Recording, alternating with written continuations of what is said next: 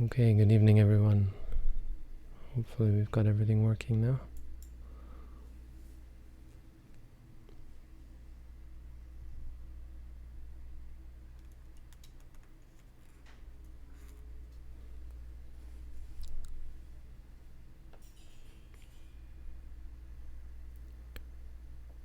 Welcome back after a few days away.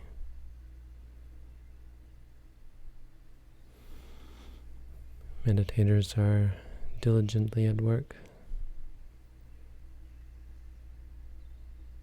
coming to the end of the practice, the big finale. It's a time when it's useful to look back on where we've come and get a sense, therefore, thereby, of where we're going.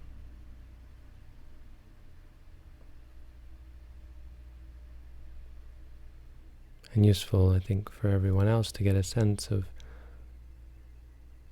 what it is we're going through when we do the meditation course.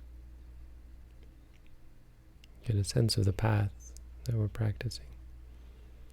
So I thought I'd do that in brief, go through that with you.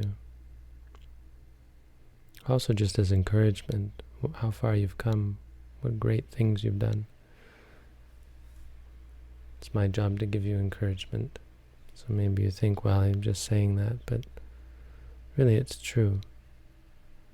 I mean, the power that you can feel and that you can see, that you gain from the meditation practice, that doesn't come from nowhere. It comes from all the hard work you've done.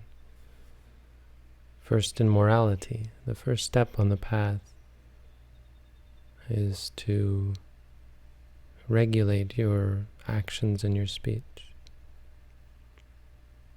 Just by not engaging in all sorts of distracting and what we call unwholesome activities, those activities which distract the mind, bring the mind out of a state of peace. Those activities that involve desire, addiction, aversion, conceit, arrogance, views.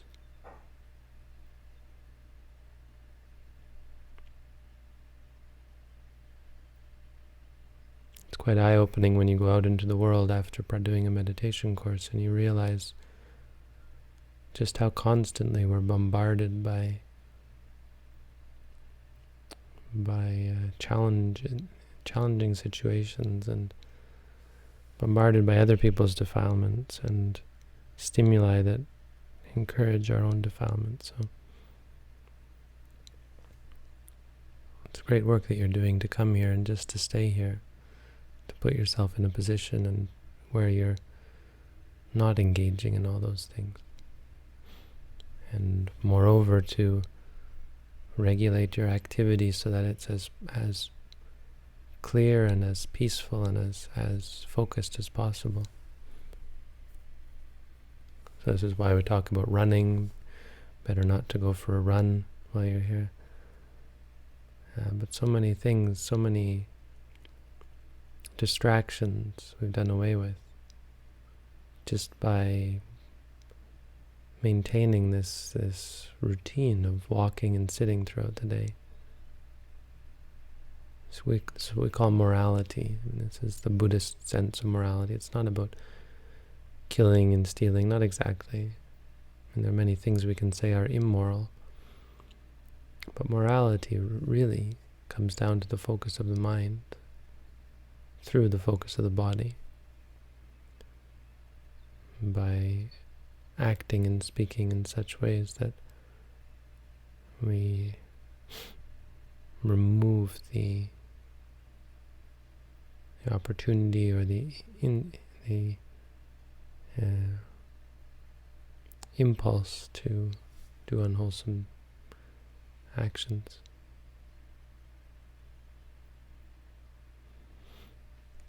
So that's the first step because it focuses your mind. So the second step is this focus that you gain. Is what you're doing every moment that you're mindful. You're cultivating this focus. focusing your attention on that moment, one moment after one moment. And as it becomes habitual, as you become comfortable with it or accustomed to it, it gains a power. There's a strength in repetition.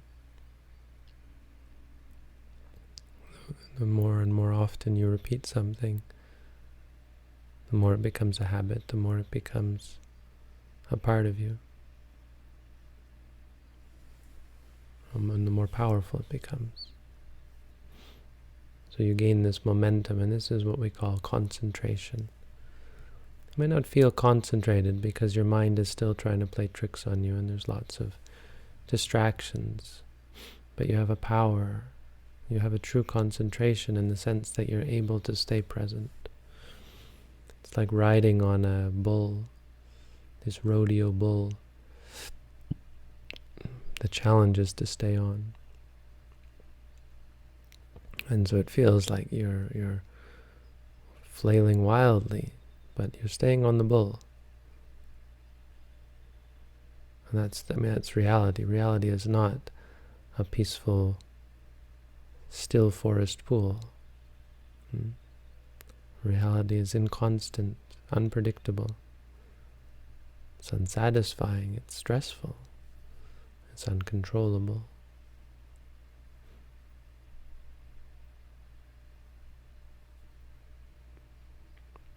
And so it's not about what we experience, it's about how we react to it.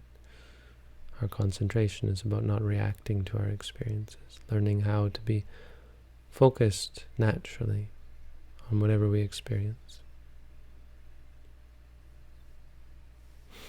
After focus comes this whole course of wisdom, and that's what you've really been getting out of this course. Once you become focused, you start to see things about yourself. First, you start to see who you are. What does it mean by the self? What do we mean when we talk about myself? You start to see what's really inside, what you're really made of. You see that there's physical and there's mental. And really what we're made up of it is experiences. We have experiences of seeing and hearing and smelling and tasting and feeling and thinking, and it's physical and mental realities coming together to form experience.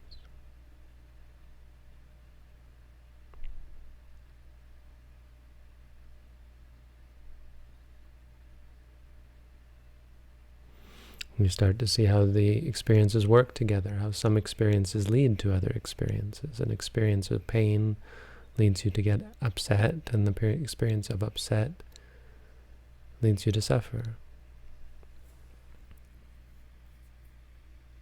You see how mindfulness leads to calm, leads to clarity, leads to purity. And you see how something desirable leads to wanting, which leads to clinging, which leads to suffering.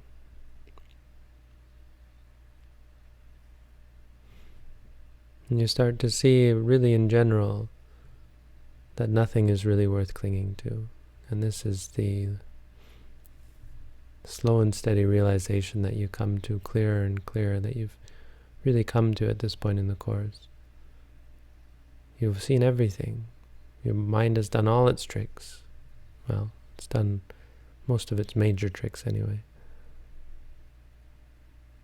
And you're really starting to see that none of it's worth clinging to. Trying to fix, trying to control, not worth it.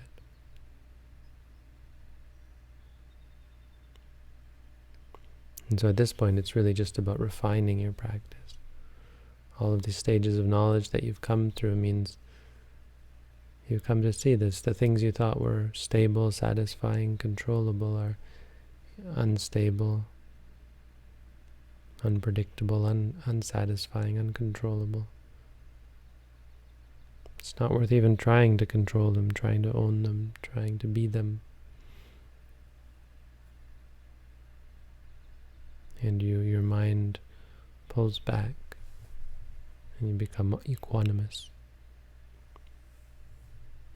Once you get to this point, well, that's where now you can see where we are, where we're at. As for where we're going,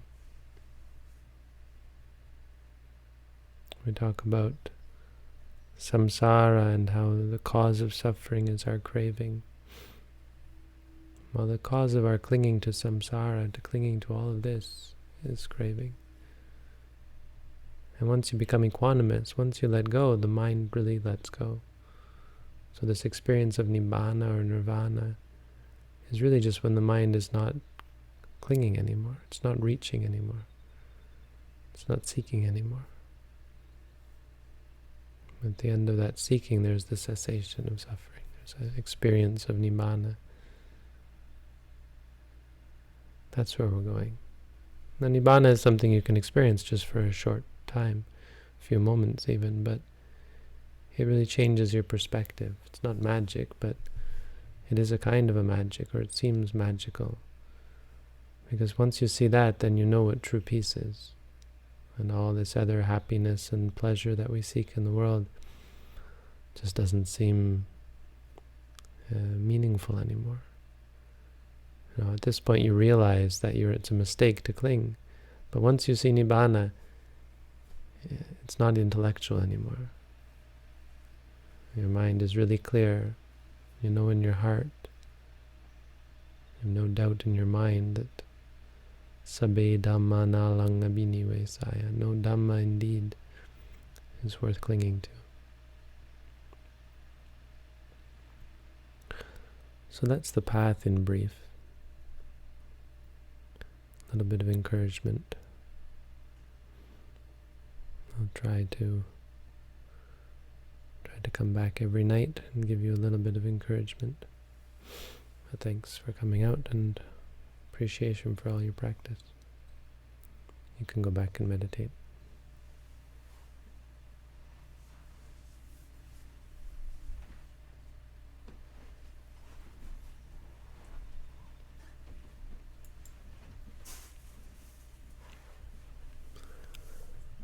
We have some questions on the website.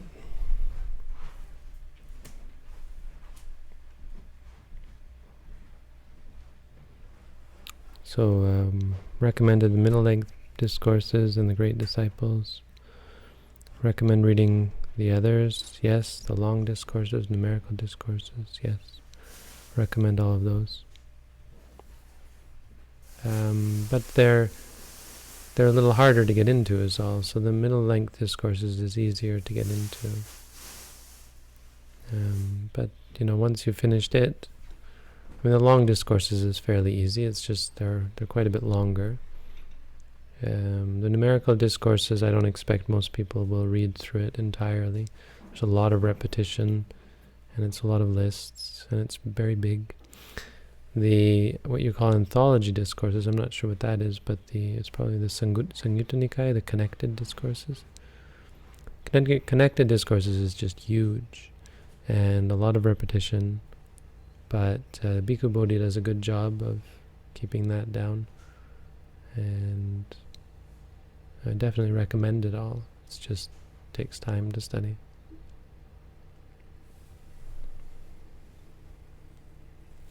I think that's really about all I have on the shelf that's interesting. Okay, I spoke about teaching as being efficient. And the question is, how does, there's no wanting other people to be happy? No, there's no wanting other people to be happy. How does compassion relate to this? Compassion is a state of mind. When we talk about the Buddha's compassion, we're talking about the compassion that led him to become a Buddha. But once he became a Buddha,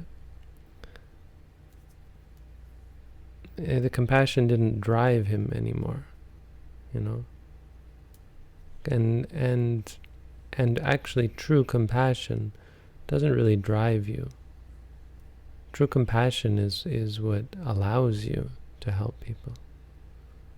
But it's not that you're compassionate so you go around trying to change everyone, trying to teach everyone.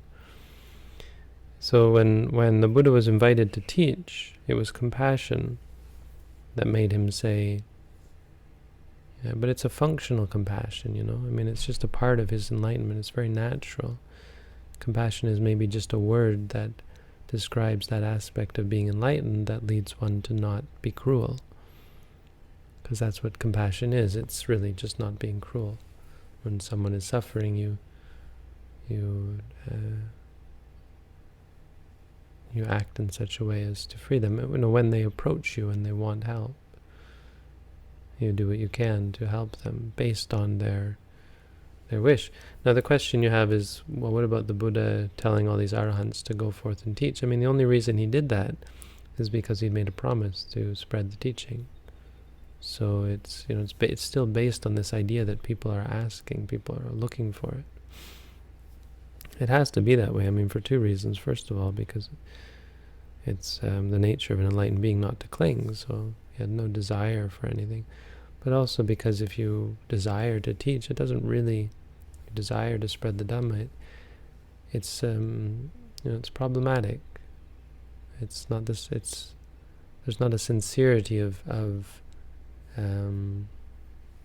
reception, as there is. I mean, yesterday I was teaching. I was actually quite good at the Wesak celebration. It was quite. People were quite appreciative. But there's always people who seem to be taking it for granted, like as though, I want to be there, and they're like, okay, so you want to teach me how to meditate, or something like, are you going to teach me how to meditate? Well, if you want me to. I mean, I guess I put myself out there yesterday. But people seem to think that it's somehow something I want to do. It's not really something I mean, I'm not talking... shouldn't talk too much about myself, but the wanting isn't the thing. It's that people are looking for it. And as I said, that it's efficient. It's just a great way to live your life and very helpful for your own practice. Explain that bad habits are dangerous because they increase the tendency to like or dislike. More functional habits, cleaning the counter when it's dirty, is there any danger connected to those habits? No. I mean, not theoretically, but practically, most of our functional habits are associated with likes and dislikes, and those are the habits. Those are the aspects of the habit that we want to change. So a habit, as you're thinking of it, is many, many different habits, as we would think of them in Buddhism. So the habit of cleaning may have habitual anger associated with it. Why do I have to clean? Or this is smelly, or this is dirty, or so on. Boredom, maybe. Or maybe there's a liking of it. You like the cleanliness of the place. You like the idea of having a clean house, and so on. And so those become habitual, and they build. Those are the bad habits. But the habits you're talking about are a little bit more complicated. They're like complex habits. So they can change. You can purify that so that you still clean the counter. But you do it free from the habit of disliking or liking or so on, or attachment of any sort. Is it fair to say that upadana requires ditthi vipallasa? Oh, I don't know where you're going. Sanka, these are not practical questions. I don't have an answer. You'll need an Abhidhamma scholar to give you the answers to these questions, I think.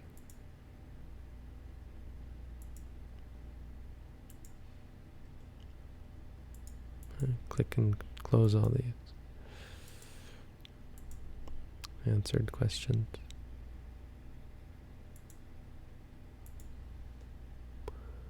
Been searching your YouTube. I can't find any information regarding mudras. Well, we don't teach mudras in my tradition. Avijja paccaya sankhara means that all kammas are caused by ignorance. Yes. Including the kusala kammas, yes. How do you explain tihetuka kamma? I don't know. You have to talk to an Abhidhamma scholar again. But in a general practical sense, an arahant has no karmic potency. The things that they do, and they have a special kind of mind that is just purely functional. I'm doing this because it's really just because I'm doing it, honestly. But see, the thing is, you can't have that mind with evil deeds, because they're too complicated, they're too perverse. That's the theory. It's all fairly technical. Okay, well, I answered most of them. Deleted a couple. That's our questions for tonight. So thank you all for coming out.